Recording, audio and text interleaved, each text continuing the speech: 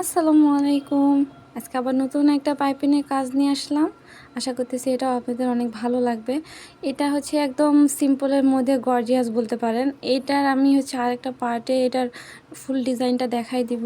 এটাতে শুধু ক্রস করে সেলাই করলেই যে এত সুন্দর উঠায় এটাকে বিশেষ করে দেখা যায় কি যে যদি কোনো গাছের ডালে এই ধরনের সেলাই দেওয়া হয় খুব সুন্দর মানাবে।